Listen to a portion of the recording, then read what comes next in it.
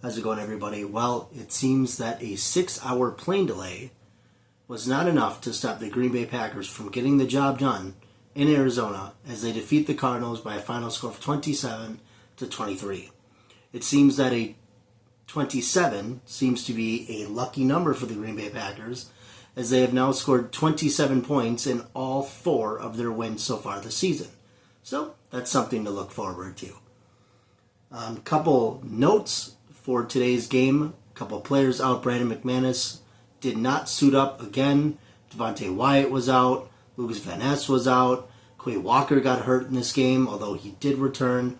Dontavian Wicks hurt his calf at some point during the game, went to the sideline, and did not return. So Quay Walker and Dontavian Wicks, 2 players to watch this week at practice. Josh Jacobs seemed to be a game-time decision.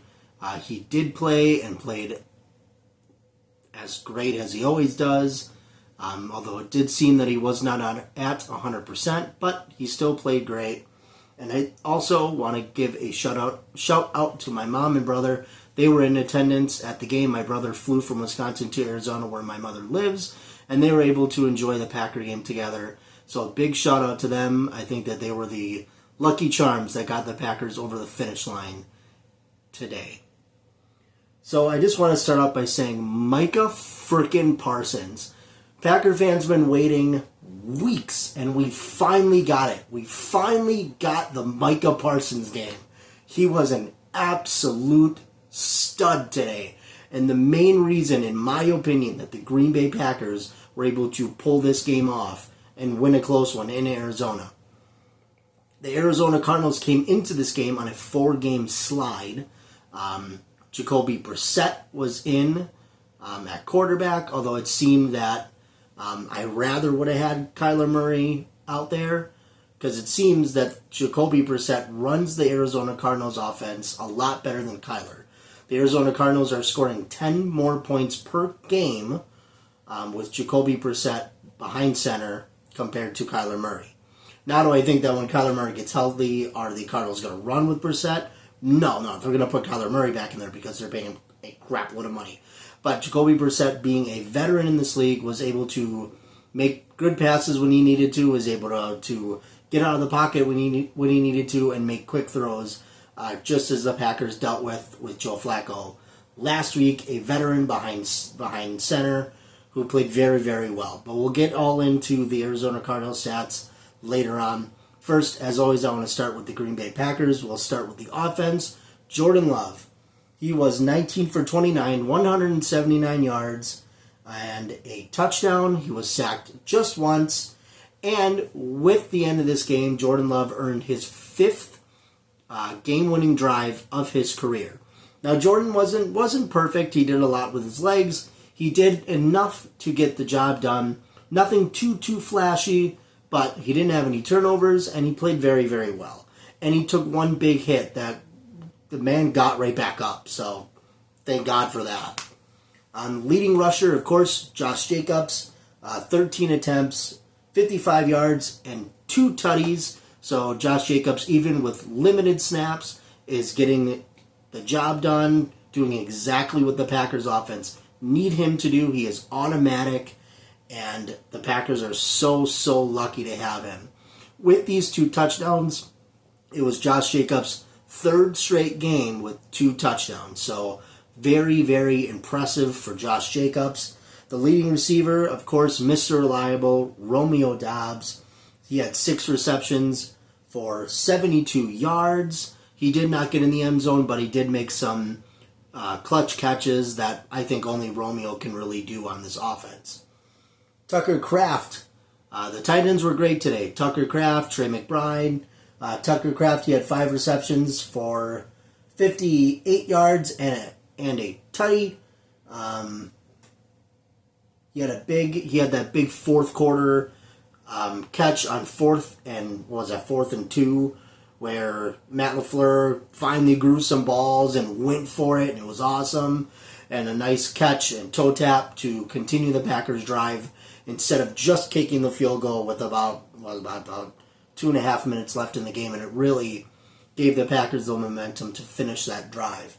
Matthew Golden, unfortunately, still did not get in the end zone. He got close once, but he did have 4 receptions for 37 yards. It seemed that on the first drive, Jordan hit him 3 times, but he wasn't hit again until later on. So Jordan's kind of moving the ball around, but still waiting on Matthew Golden to get into the end zone. We will then go with the defense, and of course we will start with the player of the game, Micah frickin' Parsons. Micah Parsons was an absolute stud today. Absolute stud. He had 3 sacks, which is a new career record for a single game for Micah. He had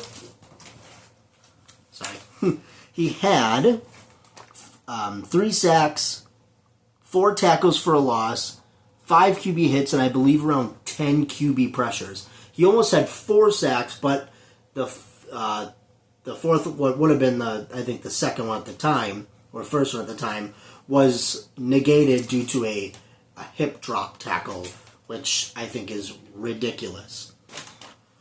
Rashawn Gary, he was also very effective. He had a sack, 2 tackles, and he punched the ball out, had a forced fumble. The guy who received or recovered that forced fumble was Evan Williams, who had a pretty good day for the most part. He had one big PI that he probably should have played the ball a little bit better, but unfortunately he got hit for the PI, but it was all right. Quay Walker led the team in tackles. He had 9 tackles. He had half a sack. And Igbari had the other half of the sack. Quay had a sack and a half. And the other half of that sack was Kingsley and Igbari. Lucas Haverstick, again, clutch when he needed to be. 2 for 2, and before halftime hit a 61-yard field goal, which is a brand new franchise record for the Green Bay Packers. So McManus being out, the Green Bay Packers were able to grab Lucas Haverstick, who was just about to be a substitute teacher in Cleveland.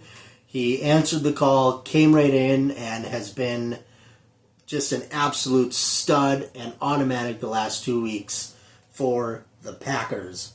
The Green Bay Packers defense did what they needed to do, except for the secondary. The secondary got tore up a little bit by Brissett. So Nate Hobbs kind of struggled a little bit. Keyshawn struggled a little bit. Wasn't their best day, but it was enough. It was enough, and that's the important thing. Is it was enough. They won. You go back to the film and you look what you could have done better. They held Marvin Harrison Jr. to only 2 catches. Both of those catches were equal to 58 yards, so big time catches for Marvin Harrison Jr. and you expect nothing less from him.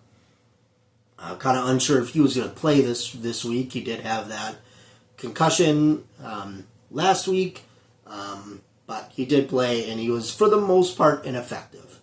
So getting into the Cardinals, Jacoby Brissett, like I said, played very well. He was 25 of 36, 279 yards, 2 touchdowns. Both of those touchdowns were to the tight end, Trey McBride, who was all over the field, pretty much a stud today. He had 10 receptions, 74 yards, and those 2 touchdowns. Brissett was sacked 6 times, so that Packers pass rush finally able to get to the quarterback. And I do think they probably should have had a couple more sacks. Like I said, Parsons should have had one more, and there were a couple holds I think that they should have called, but I'm not going to get too much into that. But Brissett did a good job of moving around the pocket as a veteran quarterback does. Brissett did have a turnover. He did have that fumble, like I said, that Rashawn Gary punched out at a key time for the Green Bay Packers. Knight, the Cardinals running back, he had 14 attempts for 57 yards. In total, the Arizona Cardinals and the Green Bay Packers both had 94 rushing yards. So for the most part, the rushing kind of being held in check for both teams, which is good for the Packers since we are still without Devontae Wyatt and Lucas Van Ness. If I were to look just at these box scores for the team, and I would just look at it, I would think that the Packers would probably lost this game. The Packers did not do well on third down today. They were 3 for 10. That's not great. A lot of drives ending when they shouldn't have.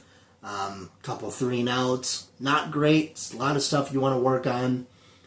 Play calling, I wasn't a big fan of a lot of the, when it's third and short, the Packers seem to have I don't know if it's an inkling or if LaFleur sees something, but they always run sideways. The plays go sideways. Gotta go forward. And when the Packers go forward, it works. So I don't understand. I don't like the jet sweeps. I'm not a fan. Not a fan of the jet sweeps. I'm not a fan of wide receiver screens all the time. I'm just not a big fan of it. When it works, it works. Like you had one in the Dallas game to Josh Jacobs, and that worked. But most of the time, they don't really seem to work too much. They didn't really use Matthew Golden in it today or Savion Williams too much today. I'm sure that was just the plan that Matt LaFleur drew up. But if we're going to do that, I'd like to see Matthew Golden doing it or Savion Williams. Emmanuel Wilson is effective when he goes up, not sideways, but that's my personal opinion. Arizona Cardinals controlled time of possession, 34 minutes to the Packers 25 minutes. The big difference in this game, the Packers were 2 for 3 on fourth down. So like I said earlier, Matt LaFleur going for it. I love that. I think it's great. I would really like the Packers more often to go for it, go for the kill shot, finish these games, and finish them strong. The Arizona Cardinals went for it twice on fourth down. They failed both times. One of those times being a key stop for the Packers defense late in the game that gave them excellent field position, and they were able to go and score. Total yards, the Arizona Cardinals had 330 yards compared to the Packers 263. First downs, the Arizona Cardinals had 23 compared to the Packers 14. And even with all of that, the Packers were able to win this game. So that's good. Good teams find ways to win when it seems like it's all not gelling perfectly. The Green Bay Packers have still yet to complete an entire game, have a complete game that's complementary of the offense and defense. No special teams issues again this week. That's great. I love that. Another big issue for the Packers today, penalties. The penalties were bad today. 10 penalties for 94 yards compared to Arizona's 6 penalties for 55 yards. The Packers, the penalties were just kind of boneheaded stuff where it's discipline thing or it's just trying to just be focused or turning your head around or insert whatever reason here. The Packers were not disciplined in that today, and it did cost them. Luckily, it didn't cost them enough to lose the game, but it did cost them, and I would like to see that cleaned up next week. Heading into next week, the Arizona Cardinals now sitting at 2-5. They are now entering their bye week, which they need to get healthy. We'll see if they return in 2 weeks. We'll see if Kyler Murray is healthy and a couple other players healthy for the Cardinals. The Green Bay Packers, now 4-1-1, will head to Pittsburgh on Sunday Night Football to take on the 4-2 Pittsburgh Steelers and Aaron Rodgers. We've been waiting all season. The Steelers look good. And for the first time ever, me, myself, and other millions of Packer fans will root against Aaron Rodgers and hope that Aaron Rodgers has the worst game of his entire career. I love Aaron Rodgers, but I hope he plays like garbage. This is going to be a big game, massive game, and I can't wait. I can't wait to watch this Packers defense go up against the GOAT, the greatest quarterback of all time, the greatest thrower of the football, It's going to be fun, and it's going to be a real test for this Packers defense. And the secondary needs to get their act together because Aaron Rodgers will tear them apart. There's nobody better at tearing apart secondaries than Aaron Rodgers. So hopefully the Packers are able to clean it up on the secondary. Pass rush continues. Hopefully Lucas Van Ness can get a little healthier. Devontae Wyatt can get healthy. Quay stays healthy. And we're able to have a really good, effective defense against Aaron Rodgers. It's going to be tough. Aaron looked great on Thursday night against the Bengals. He did have 2 picks, but otherwise he did look great. A lot of good throws, scrambling a lot. It's going to be a test for the Packers. But I can't wait. It's going to be a fun night in Pittsburgh. Jordan Love versus Aaron Rodgers. I can't wait. I'll see you guys next Sunday. Go Pack Go.